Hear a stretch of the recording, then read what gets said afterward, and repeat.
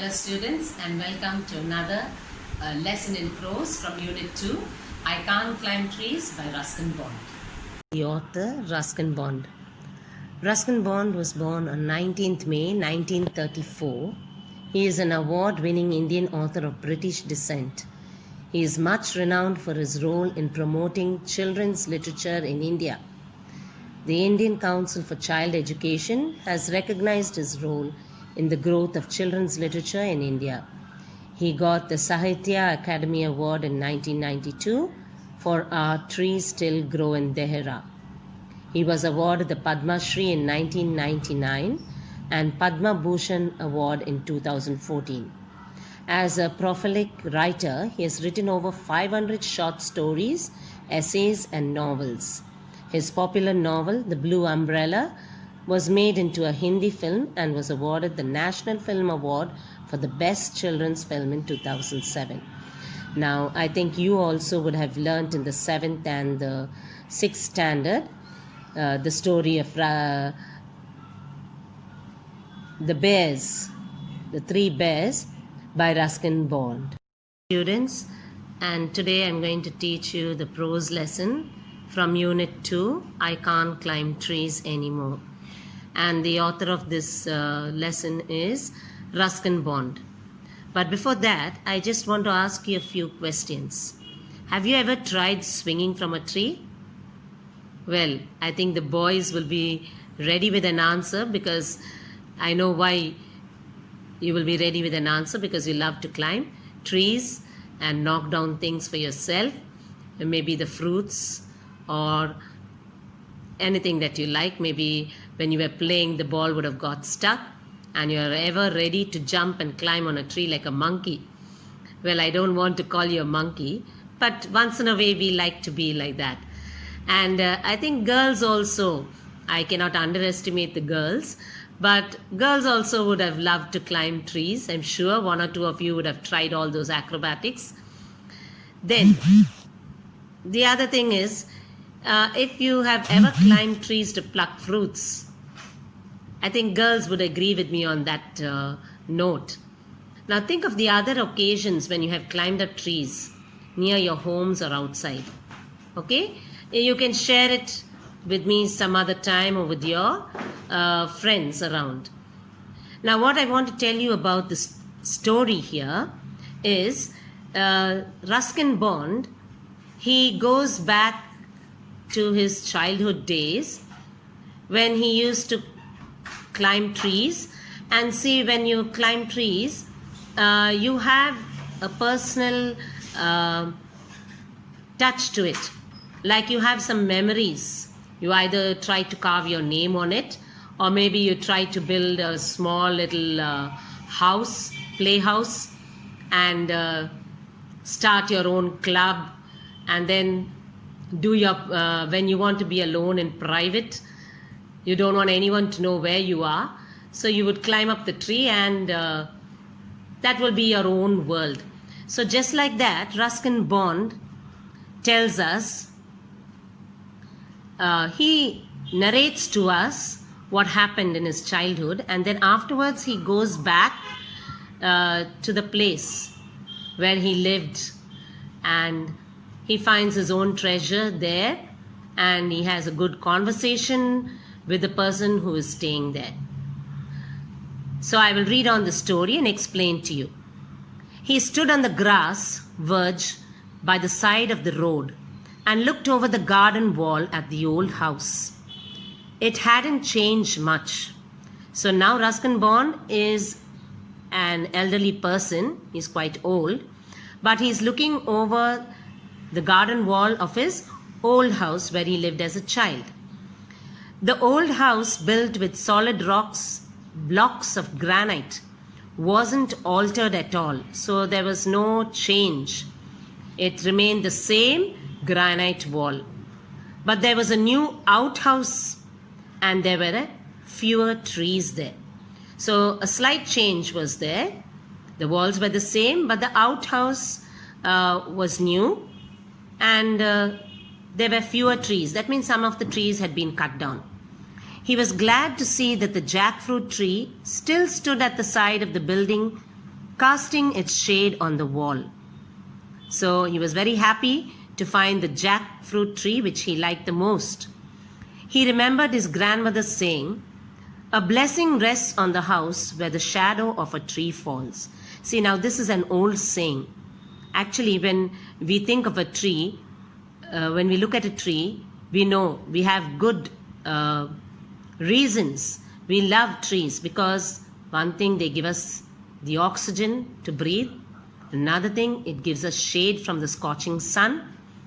And it also gives us pleasant memories of our childhood, because we would love to climb the trees to knock down all the fruits. So his grandmother said, "A blessing rests on the house where the shadow of a tree falls." So definitely the house is blessed if there is a tree there. And so the present owners must also be receiving the tree's blessings. At the spot where he stood there had once been a turnstile, and as a boy he would swing on it, going round and round until he was quite dizzy. A turnstile is like a small merry-go-round, which, an iron, you have these monkey ladders, monkey ladders which you like to climb. So this turnstile was like a small merry-go-round, an iron railing, which used to go rotate. And what he says is he would like to swing on it, going round and round till he was quite dizzy. You know, when you're small, you like to keep swinging. And even if you are on a swing also, you would like to go higher and higher till you become really dizzy. Now the turnstile was gone, the opening walled up. Tall hollyhocks grew on the other side of the wall. Hollyhocks again is another portion of the tree, a shrub. "What are you looking at?" It was a disembodied voice at first. So somebody was watching him, how he is looking at the house. And moments later, a girl stood framed between dark red hollyhocks, staring at the man. She was only 12 or 13, with lively eyes and long black hair. "I'm looking at the house. Is it yours?" he asked. "No, it's my father's." "Why? Do you want to buy it?" "And what does your father do?" "He's only a colonel." So this is the conversation between Ruskin Bond and the girl there. A colonel is a person who works in the army. He is quite of a higher rank. "Well, he should have been a brigadier by now." The man burst out laughing. So she's trying to tell that her father is a very big man. So in other words, she's saying you're a stranger, so you better be careful. The man burst out laughing. So Ruskin Bond started laughing. "It's not funny," she said. "Even Mummy says he should have been a brigadier." It was on the tip of his tongue to make a witty remark, a funny remark, but he did not want to give offense. He did not want to hurt the child. So they stood on either side of the wall, appraising each other. So they started a little chat. "Do you want to buy it?" she asked. "No," he said. "Well," she said, "if you don't want to buy the house, what are you looking at?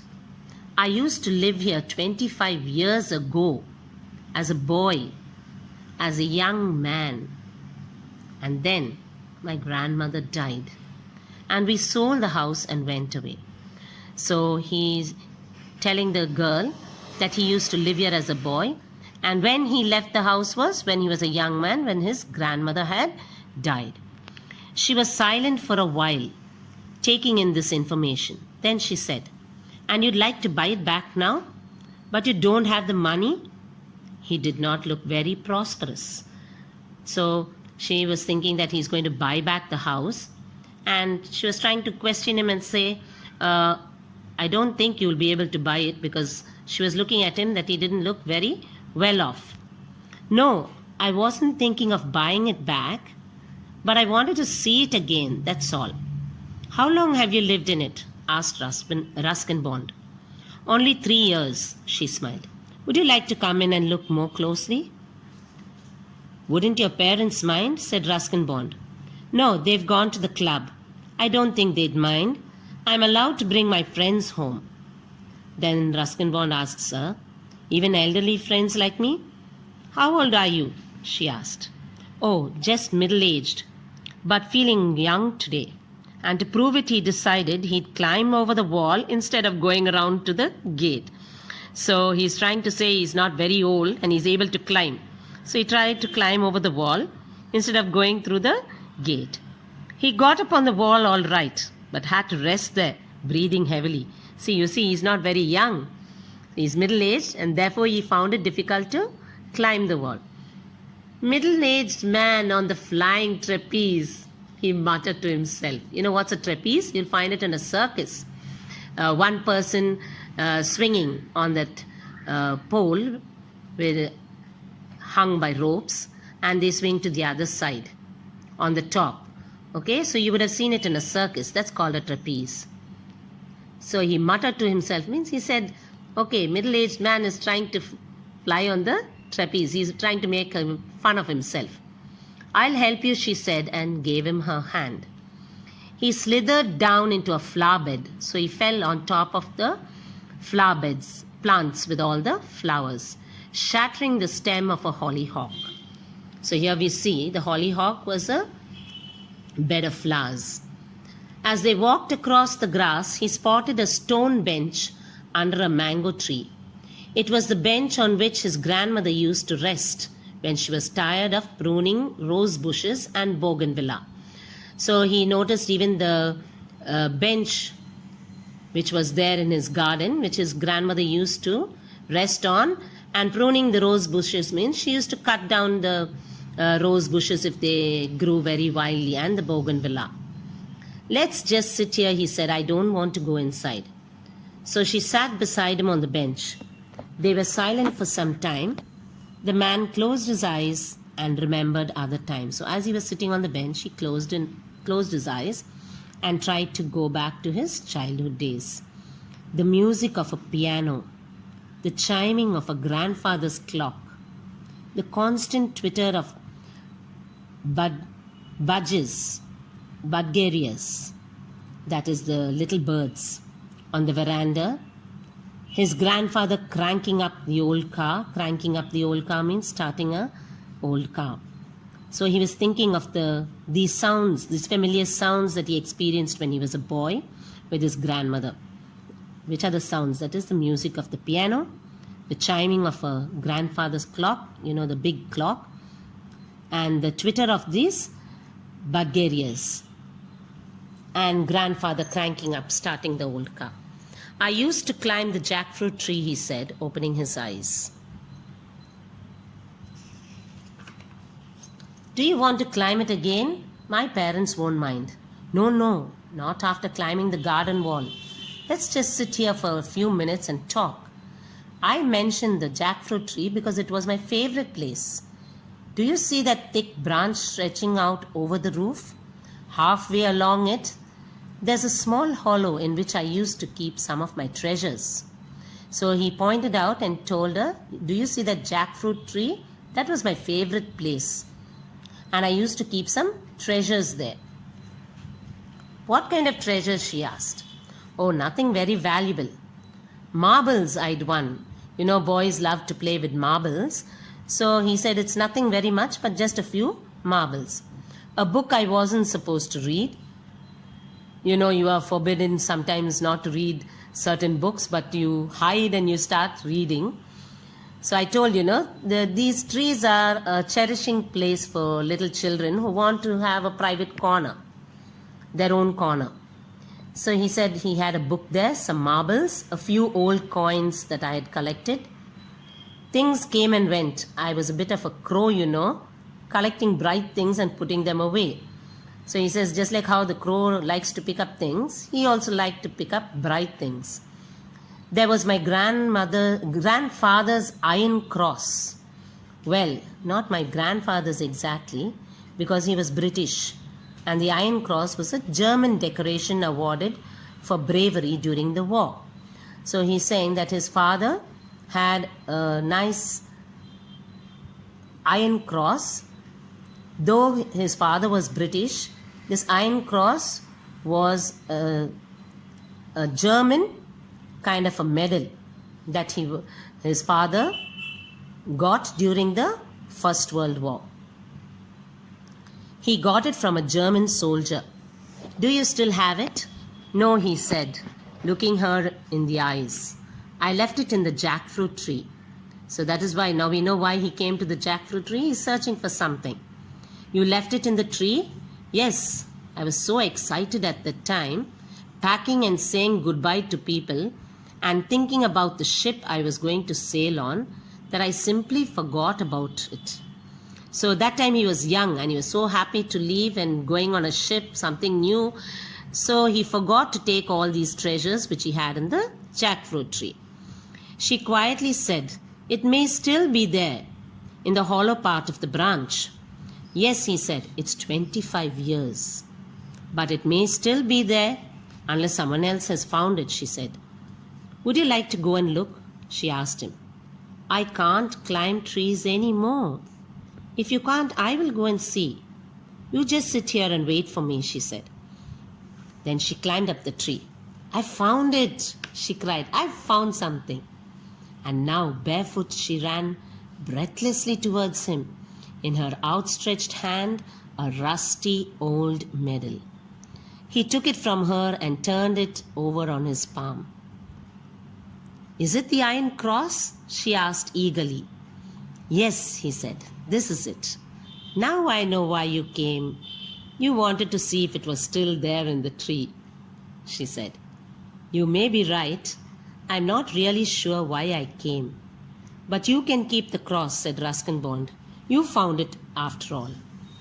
No, you keep it. It's yours, she said. But it could have remained in the tree for another 25 years if you hadn't climbed up to look for it. But if you hadn't come back again, on the right day, at the right time, and with the right person. So he's saying, I found the right person. Maybe if there was somebody else, they would not have allowed him. He said, getting up and placing the medal in her hands. So Ruskin Bond put the medal into her hands. It wasn't the cross I came for. It was my youth. So he said, I didn't come to collect the things, but I just came to cherish some old memories of my youth. She didn't understand that, but she walked with him to the gate and waited where the road turned. He looked back and waved to her. Then he quickened his steps and moved briskly towards the bus stop. There was a sprightliness in his step. Sprightliness means a kind of an active moment. Like she could see that he was very happy and he moved fast in his step. And something cried aloud in his heart. So there he would have had a beautiful feeling, inner feeling in his heart, what he cherished his younger days when he came to look at his house. The mango-scented summer breeze made the blood course in his veins, and he forgot for a moment that he couldn't climb trees anymore. So we can see that Ruskin Bond cherished his beautiful memories, but he says he tried to climb trees, he tried to behave like how he was when he was a young man, and now he realizes that he is middle-aged and he can't climb trees anymore like the way he used to do when he was a child. So I hope you enjoyed the story, children. You can read